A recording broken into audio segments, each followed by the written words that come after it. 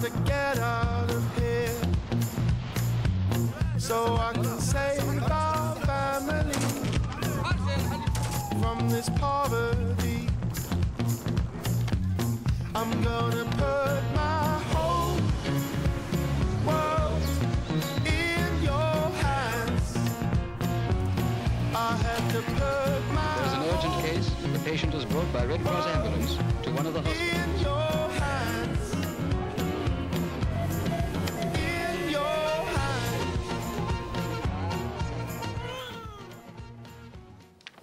Assalamualaikum, salam sejahtera. Saya Syamzal Johari dan ini agenda AWANI. Malam ini kita berbicara mengenai tangani ancaman baru keselamatan global. Cabaran-cabarannya dalam menangani keselamatan global kerana keselamatan global ia berkembang, ia dinamik dan dalam era ketika ini ia lebih sukar ataupun lebih kompleks. Bukan semudah yang kita alami 20 tahun dahulu ataupun 30 tahun ataupun 50 tahun dahulu semasa Perang Dunia Kedua ataupun Perang Vietnam maupun Perang Bosnia dan sebagainya.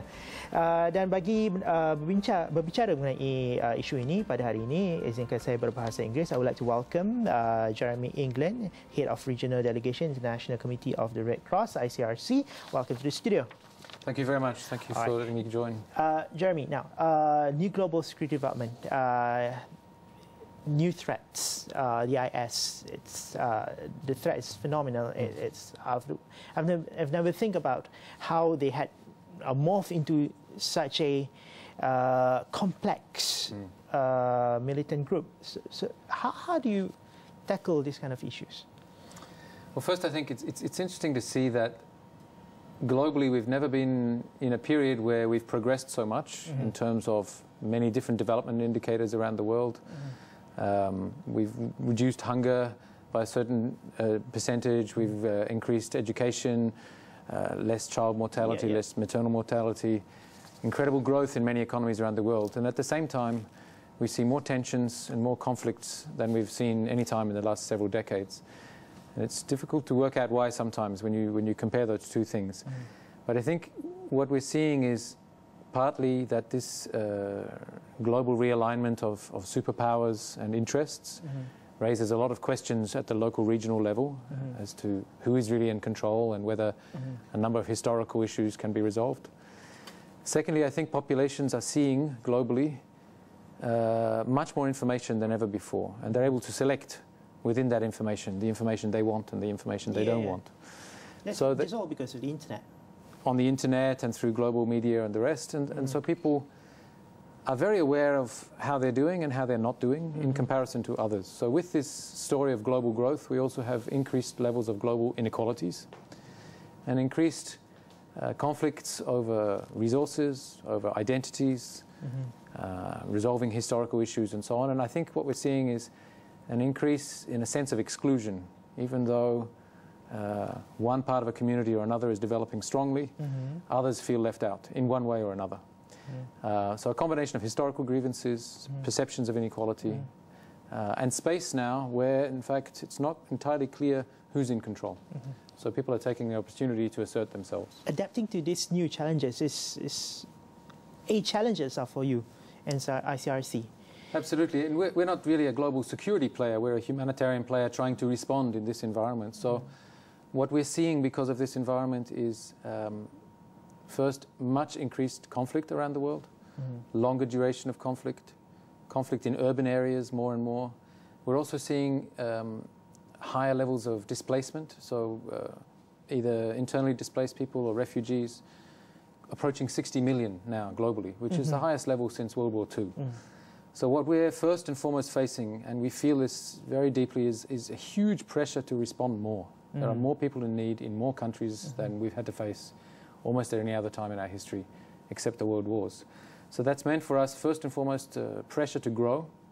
It's pressure on our human resources, pressure on our logistics, but pressure also on our financing. We've grown 50% in our budget in the last 3 years in order to try to respond better.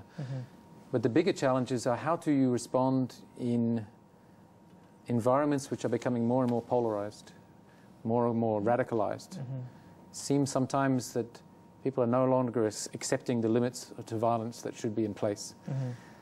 And we need to still preserve our ability to go and be in those places with people who need our help, and to offer them something which is relevant to the pressures they are under.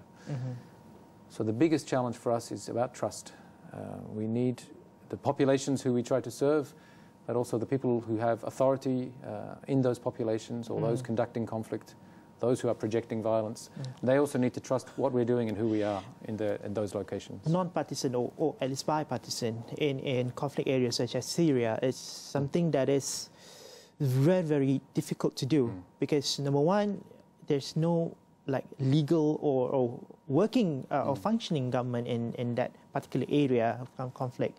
And number two, obtaining trust, not just from the people, but from the militia.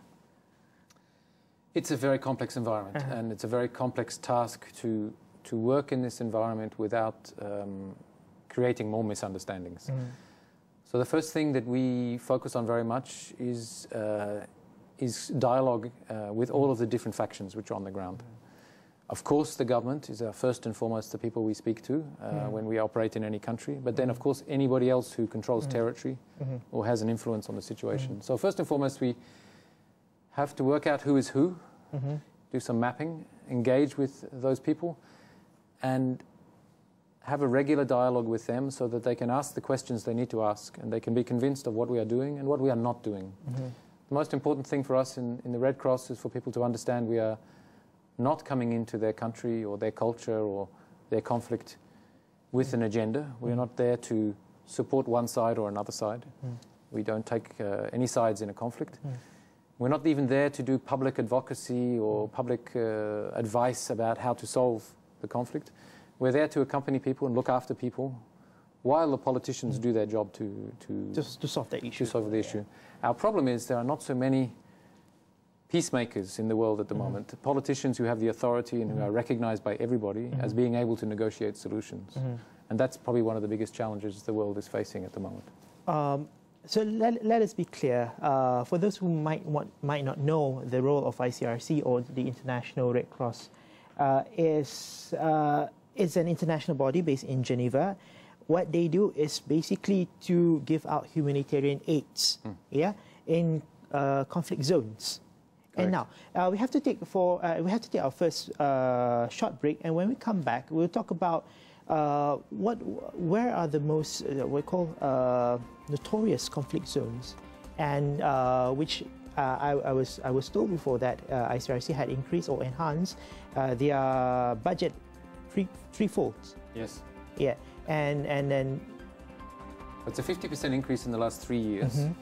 So yes, the question is how to fund this. Absolutely. Alright, we're gonna take a short break dan kita akan jumpa sebentar lagi.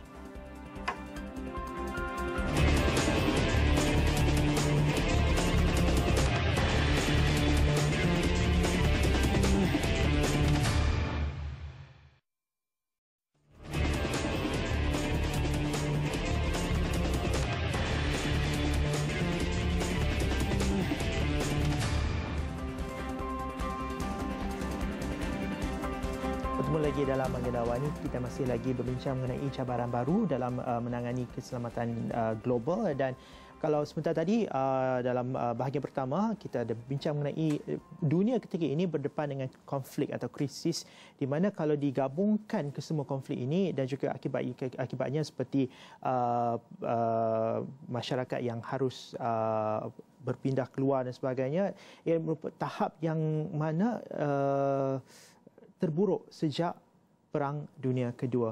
Dan we also still with Mr. Jeremy England. He is the head of Regional Delegation International Committee of the Red Cross or ICRC. And your data stated that 8 out of 10 your biggest operation or ICRC biggest operations are in Muslim majority countries.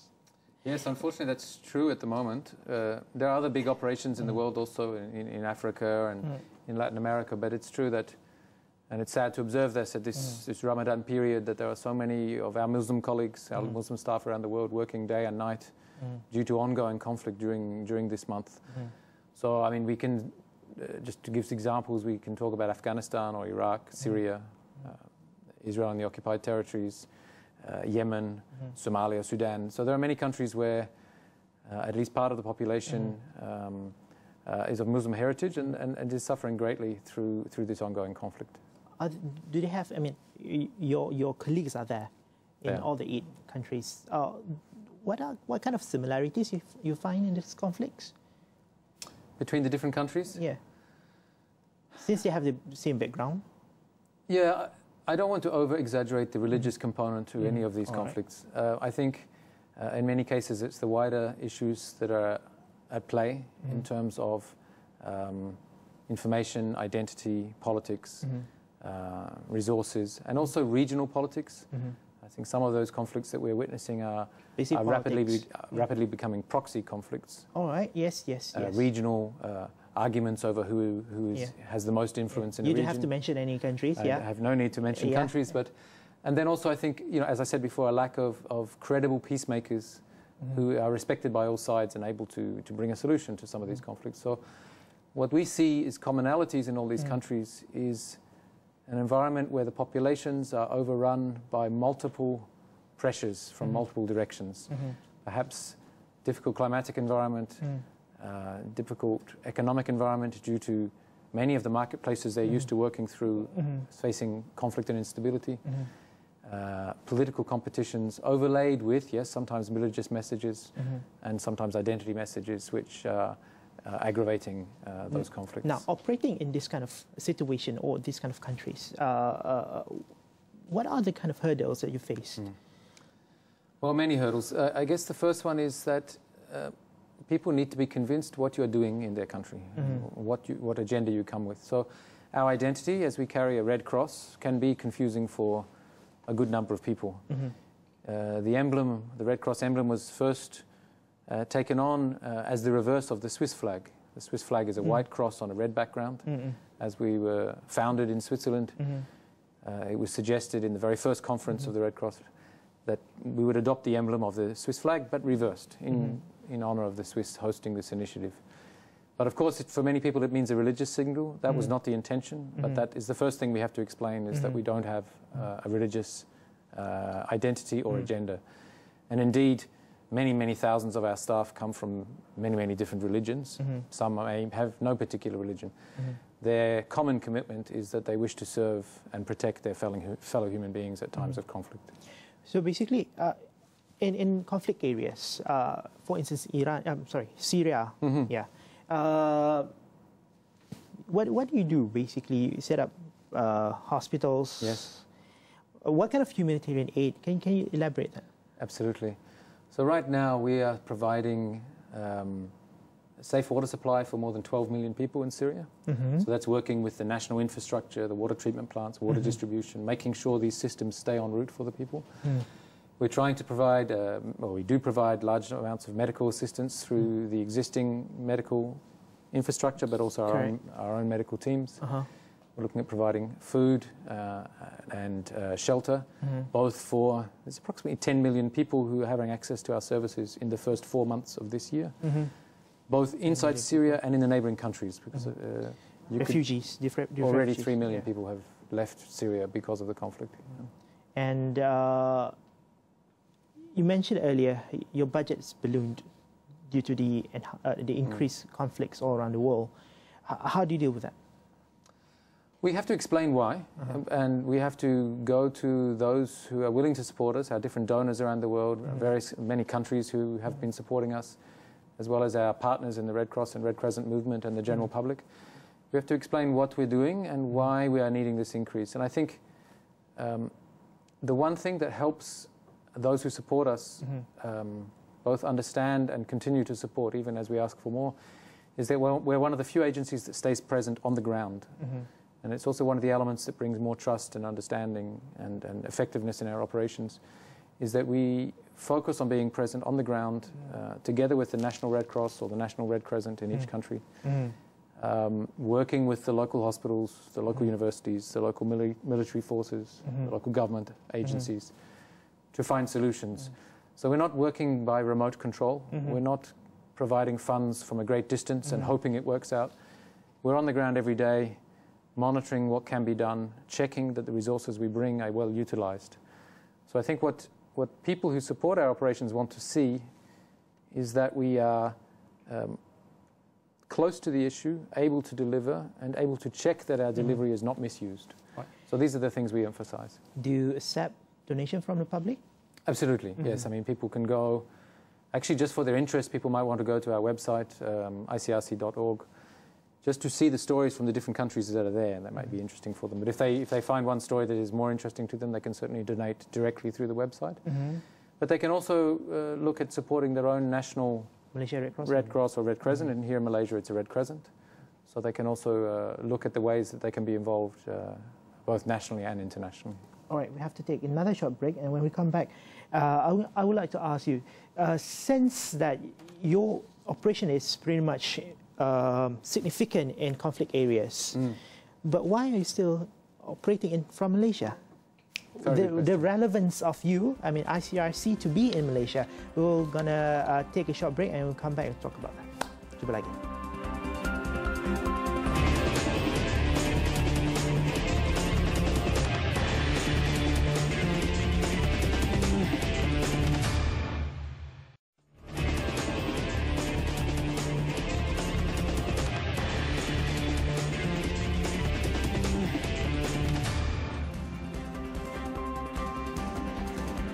Ketemu lagi dalam Agenda AWANI, masih bersama dengan Ketua Delegasi Serantau Jawatankuasa Antarabangsa Palang Merah, Jeremy England. Jeremy, relevance of ICRC to be in Malaysia, to operate in Malaysia. Well, what we know is ICRC is an international humanitarian body based in Geneva. But what you do basically is to help people in conflict areas.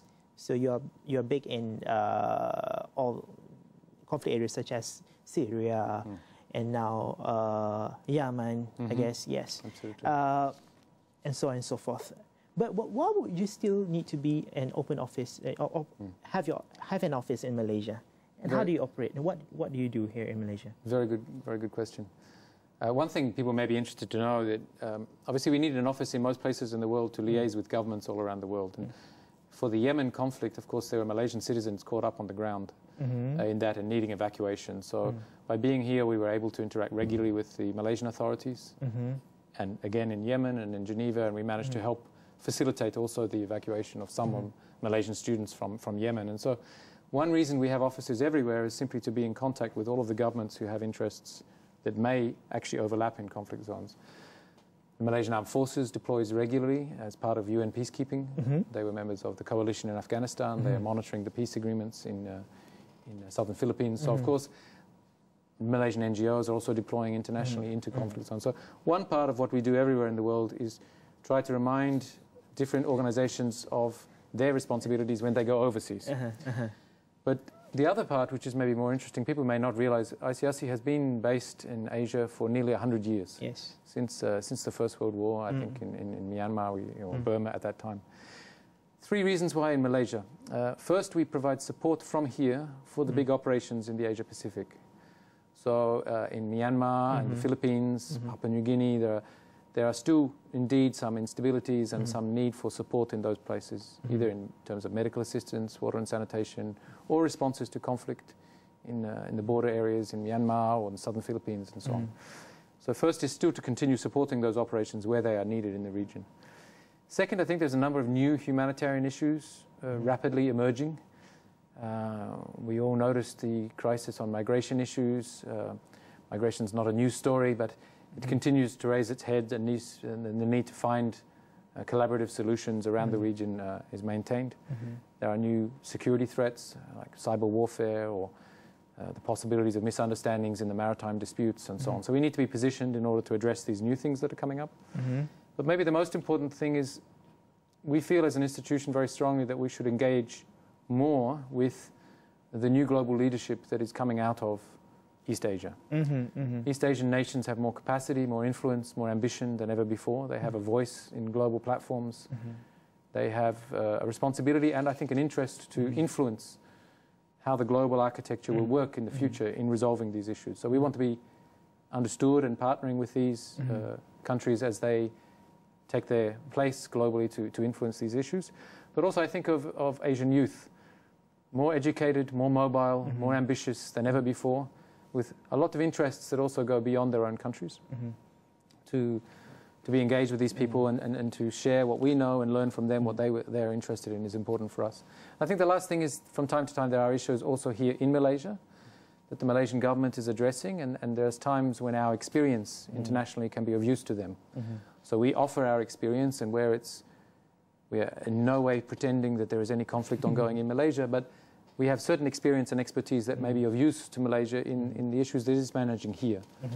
Those issues might be issues like rural health delivery in eastern Malaysia, or it might be issues such as dealing with the flow of migrants in Malaysia, detention of migrants, and also detention of citizens. We work a lot with prisoners around the world, prisoners of war, of course, security detainees in all of those different locations we mentioned. So we have a lot of experience about how to manage these issues. And we also have a great interest in the Malaysian institutions who host dialogue and make policy recommendations globally. I can think of the Islamic University here. I can think of the think tanks such as the ISIS Malaysia here, who really are discussing the current issues that are really important both for Malaysia and for the world. And we'd like to be engaged in those discussions. So it's pretty much engaging various stakeholders in the country. Absolutely. And you are basically operating in many, if not all, Asian countries. Yes. And for Malaysia, how big is your office? Here we have almost 50 people in the office in Malaysia at the moment. One group is a regional specialist hub, and they are flying in and out across the whole region, providing expertise from here. So we use the very good infrastructure we have accessible here in Kuala Lumpur to house these experts. They provide support here in Malaysia as is requested. Maybe we do training together with the military here, with the police here. We work together with the Attorney General's Department, Ministry of Home Affairs, Ministry of Defence, Ministry of Foreign Affairs. We work a lot with the different universities here and the different humanitarian agencies here. But we also have a lot of experts here who fly all over the region. So when the Nepal earthquake strikes, or for the ongoing issues in Myanmar, in Rakhine State, affecting both Muslim communities there and Buddhist communities there, we can fly in experts from here to assist. Now I know who to call if I need information for any breaking news of any conflict. Thank you very much, Jeremy England, the head of Regional Delegation, International Committee of the Red Cross. We'll talk about, kita berbincang mengenai Tangani ancaman baru keselamatan global dan setengah jam tadi dalam agenda AWANI, dan sebarang cadangan hantarkan ke platform-platform social media kami di Facebook, juga Twitter, kami juga ada YouTube dan juga Instagram. Anda juga boleh menonton kami di astrawani.com, juga Peranti Muda Alih melalui aplikasi di iOS dan juga Android. Saya Syafzan Johari, Assalamualaikum, selamat. Thank you very much. Thank you. Cheers. Was that okay?